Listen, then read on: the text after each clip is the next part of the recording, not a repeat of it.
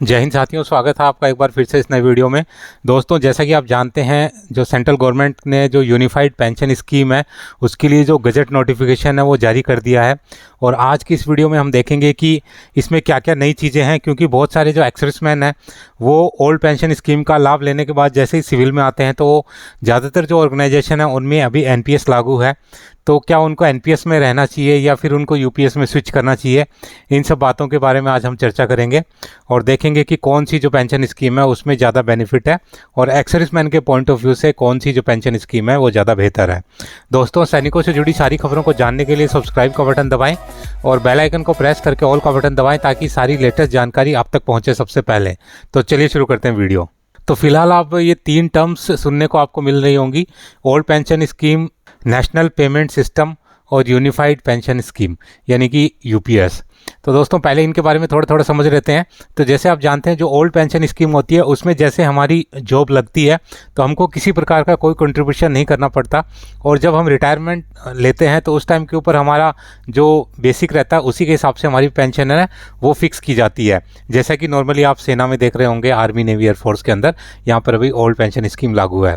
दोस्तों, एनपीएस 2004-05 के बाद एनपीएस की शुरुआत हुई और इसमें काफ़ी जगह पर से जो है पुराना ओल्ड पेंशन स्कीम को बंद कर दिया गया और इसमें बताया गया है कि एम्प्लॉय को अपने सैलरी में से कुछ कंट्रीब्यूशन करना पड़ेगा हर मंथ और उसका जो गवर्नमेंट है या एम्प्लॉयर है वो भी हर मंथ उसमें कंट्रीब्यूशन करेगा और उसका जो फंड इकट्ठा होगा लास्ट में उसको 60% कैश मिल जाएगा और 40% की उसकी पेंशन बन जाएगी, जो कि हम आगे डिटेल में समझेंगे। तो ये आपका नेशनल पेमेंट सिस्टम है कि जो कि आपका 2004-05 के बाद से लागू हुआ। दोस्तों, अभी गवर्नमेंट का एक नया जो सिस्टम लेके आई है जिसको कि यूपीएस यानी कि यूनिफाइड पेंशन सिस्टम कहते हैं। तो इसमें और कुछ एक ऑप्शन रहता है एनपीएस जिसके पास है कि वो इसमें स्विच कर सकता है। तो इसमें मेनली क्या 2 चीज़ें होंगी। सबसे पहले आपको यूनिफाइड पेंशन स्कीम के अंतर्गत पेंशन मिलेगी और एक लंप सम अमाउंट मिलेगा। तो इस गजट नोटिफिकेशन में क्या क्या चीज़ें बताई गई हैं और उसमें एक्सर्विसमैन के पॉइंट ऑफ व्यू से देखें तो उसमें क्या क्या चीज़ें नई हैं, इन सब चीज़ों को अभी हम डिस्कस करेंगे। दोस्तों, इसका जो गजट नोटिफिकेशन है वो 24 जनवरी 2025 को रिलीज़ किया है सेंट्रल गवर्नमेंट ने और इसमें कहा गया कि जो लोग भी एनपीएस के दायरे में आते हैं उन सभी के ऊपर ये लागू होगा और वो अगर चाहें तो एनपीएस से आके अपने यूपीएस में स्विच कर सकते हैं। इसमें नेक्स्ट बात ये कही गई है कि अगर आप किसी भी जॉब के अंदर 25 साल पूरे करते हैं तो उसमें आपको कंप्लीट जो बेनिफिट होगी वो उसमें मिलेंगे।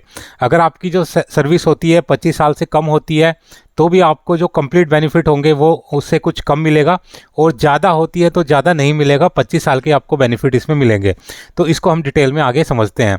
कुछ एक इसमें चीज़ें जो इसके लाभ बताए गए हैं, जो इसके बेनिफिट बताए गए हैं, इसमें बताया गया है कि अगर आप पूरा 25 वर्षों की सर्विस करते हैं किसी भी ऑर्गेनाइजेशन के अंदर तो आपकी जो लास्ट 12 महीने की जो बेसिक रहती है उसका एवरेज लगाया जाएगा और उसके फिर जो एवरेज जो सैलरी है उसका 50% आपको पर मंथ पेंशन के रूप में उसमें मिलेगा।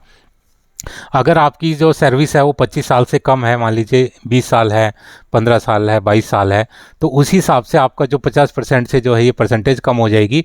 50 से हो सकता है आपकी 45 हो जाए, 40 हो जाए, 35 हो जाए।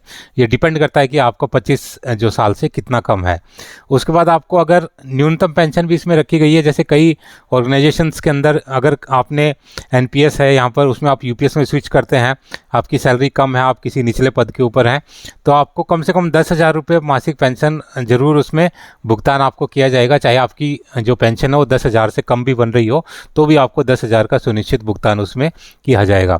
और उसके बाद इसमें जो डियरनेस रिलीफ जो मिलता है वो भी दिया जाएगा। जिस प्रकार से सैलरी के साथ डीए मिलता है उसी प्रकार से जो पेंशन के साथ जो डीआर है वो इसमें दिया जाएगा।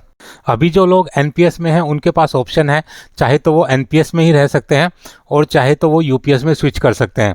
लेकिन एक बार अगर उन्होंने एनपीएस से यूपीएस में स्विच कर दिया तो उसके बाद वो अंतिम निर्णय होगा, उसके बाद वो दोबारा से एनपीएस में नहीं जा सकते।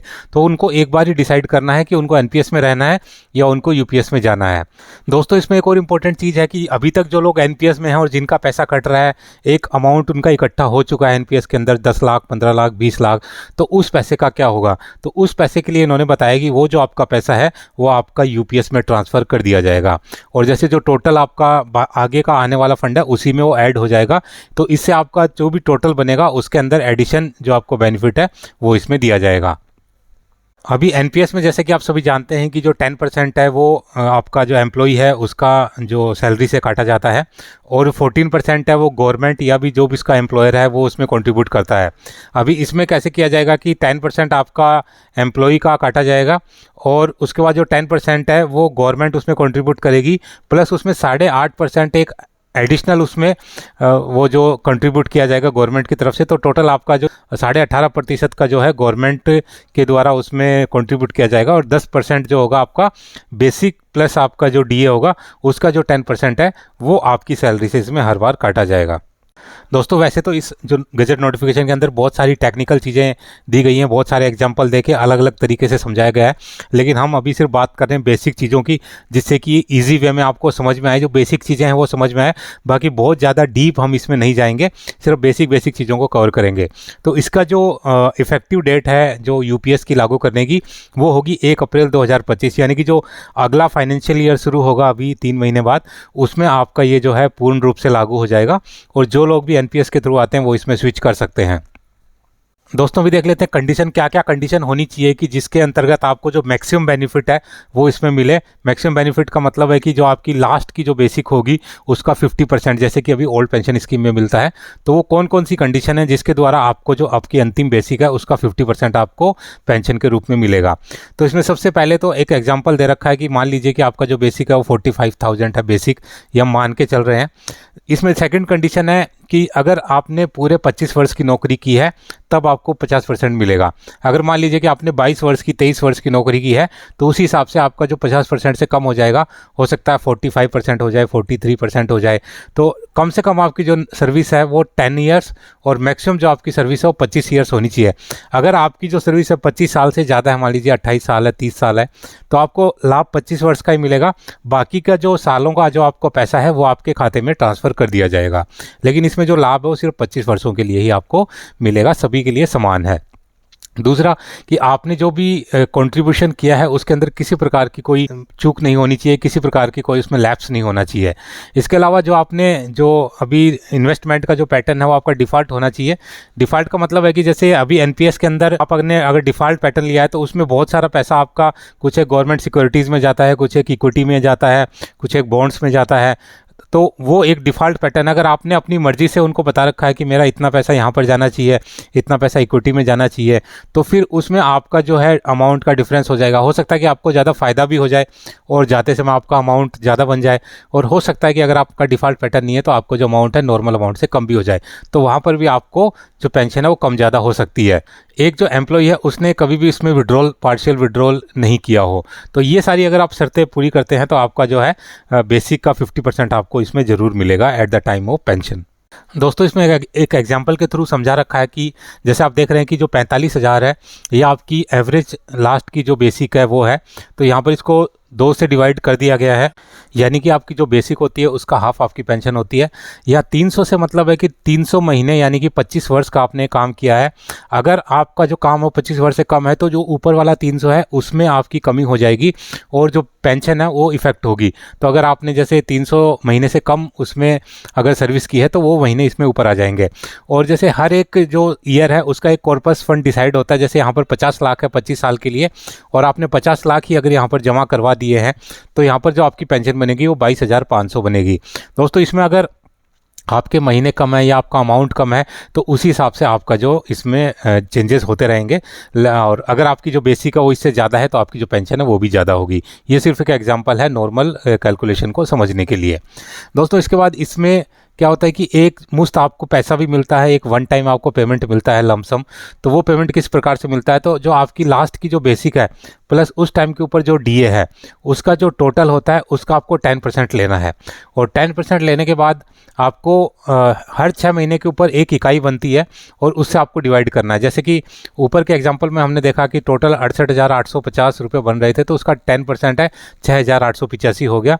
और उसके बाद अगर आपने मान लीजिए कि 10 साल नौकरी की है तो उसमें 6 महीने कितनी बार होते हैं, 20 बार होते हैं, तो उसको 20 से मल्टीप्लाई करना है तो आपकी जो एक मुश्त राशि बनेगी वो 1,37,700 बनेगी। इसी प्रकार से जैसे आपकी 30-35 वर्ष तक जो भी राशि बनती है वो यहाँ पर आप दी गई है, देख सकते हैं। दोस्तों इसको एक एग्जांपल के थ्रू समझ लेते हैं। तो यहाँ पर जैसे मैंने मेरा एग्जांपल लिया है कि मैंने जो बैंक है वो ज्वाइन किया था 8 साल पहले एज ए बैंक क्लर्क, और उस टाइम के ऊपर जो मेरी बेसिक थी वो लगभग 30,000 के आसपास थी, और 8 साल के बाद जो आज मेरी बेसिक है वो 75,200 के आसपास। यहाँ पर जिस प्रकार से बेसिक के अंदर इंक्रीज़ हुआ है और जो मेरा रिटायरमेंट है वो 2040 में है, तो अगर इसी प्रकार से अगर बेसिक आगे इंक्रीज़ होती रही तो जो मेरी at the time of retirement जो मेरी बेसिक होगी वो 1,80,000 के आसपास होगी। अभी यहाँ पर हम देखते हैं कि अगर मैं यूपीएस चुनता हूँ या फिर एनपीएस में ही रहता हूँ तो मुझे क्या क्या फ़ायदे होंगे, क्या क्या नुकसान होंगे। तो अगर मैं मान के चलता हूँ कि 2040 में जब मैं पेंशन जाऊँगा तो मेरी जो बेसिक होगी वो 1,80,000 होगी, तो उस हिसाब से अगर हम इसको फॉर्मूले में रखते हैं, क्योंकि वहाँ पर मेरी जो सर्विस है वो 25 साल पूरी नहीं होगी, क्योंकि जो मैंने बैंक ज्वाइन किया था वो 37 साल की उम्र में किया था, तो इस हिसाब से जो मेरे 23 साल ही पूरे होंगे, 25 साल पूरे नहीं होंगे, तो मुझे पूरा जो है 50% का बेनिफिट नहीं मिलेगा, मुझे उससे कुछ कम मिलेगा। तो यहाँ पर हम लगाएं तो 50% ना मिलके मुझे 90,000 की जगह 82,800 मुझे मंथली पेंशन मिलेगी यूपीएस के अंदर, अगर मैं इसको ज्वाइन करता हूँ तो। इसके अलावा जो लमसम अमाउंट है वो मेरा बेसिक पे प्लस डीए का 10%, और उसको हम जो कंप्लीट 6 मंथ की जो यूनिट है उससे मल्टीप्लाई करेंगे तो यहाँ पर जो लमसम अमाउंट आएगा लगभग 9,20,000 के आसपास आएगा।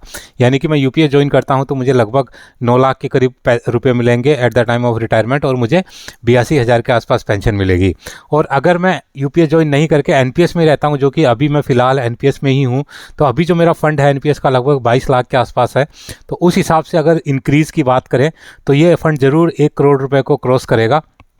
तो अगर एग्जांपल लें कि 1 CR के अगर वो क्रॉस करता है या 1 CR के आसपास ही रहता है, थोड़ा कम भी रहे या थोड़ा ज़्यादा भी रहे, तो हम एक बेंचमार्क लेके चल रहे हैं, तो वहाँ पर जैसे 60 लाख मेरे को जो मेरे को कैश इसमें मिल जाएगा, तो 60 लाख को अगर मैं इन्वेस्ट करूँ at the rate of 5% per annum के हिसाब से, तो मुझे 25,000 रुपये पर मंथ उससे एज ए इंटरेस्ट उसमें मिलेगा, प्लस 40 लाख की मेरी पेंशन बना दी जाएगी।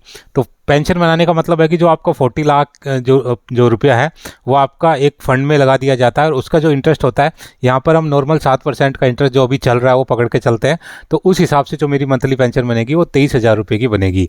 तो यानी कि 23 और 25 यानी कि 50,000 के आसपास मुझे अगर मैं एनपीएस लेके चलता हूँ तो इसमें मिलता है। बट इसमें यह है कि जो 60 लाख रुपया है वो मेरे पास रहेगा, वो मेरी खुद की प्रॉपर्टी रहेगी। और यहाँ पर यूपीएस में आपको अलग से कोई पैसा इसमें नहीं मिल रहा। गवर्नमेंट ने भी ये क्लैरिफाई नहीं किया कि यूपीएस के अंदर जो आपका पैसा कटेगा वो आपको मिलेगा या नहीं मिलेगी। ज़्यादातर चांस है कि वो पैसा नहीं मिलेगा, क्योंकि इतना सब कैलकुलेशन होने के बाद अगर वो उसमें अगर कहीं दिया नहीं है गजट नोटिफिकेशन में, तो इसका मतलब है कि आपका जो 10% कट रहा है वो नहीं मिलेगा, उसी के बिहाफ के ऊपर आपको ये जो लमसम अमाउंट है और ये पेंशन इसमें मिलेगी। तो दोस्तों दोनों जो स्कीम्स हैं उनके अपने अपने फ़ायदे हैं, अपने अपने नुकसान हैं। यहाँ पर मैंने कोशिश की है बताने की, हालांकि मैंने यहाँ पर एक रफ़ आइडिया लगाया, इसकी डिटेल्ड और बहुत ही ज़्यादा गहराई से इसको नहीं देखा है, ना ही इसमें अपन ने एग्जैक्ट चीज़ों को अपन बता सकते हैं, लेकिन एक रफ़ आइडिया यही है कि दोनों स्कीम्स के अपने फ़ायदे हैं और अपने नुकसान हैं। तो जैसे ही अप्रैल में इसका जो स्टार्टिंग होगी इसकी, उस टाइम के ऊपर इसकी और क्लैरिफिकेशन आने की संभावना है। हो सकता है गवर्नमेंट की तरफ से कुछ और डिटेल्ड सर्कुलर या डिटेल लेटर इसमें आ जाए, तो वो सब चीज़ें इसमें अप्रैल के बाद पता चलेगा।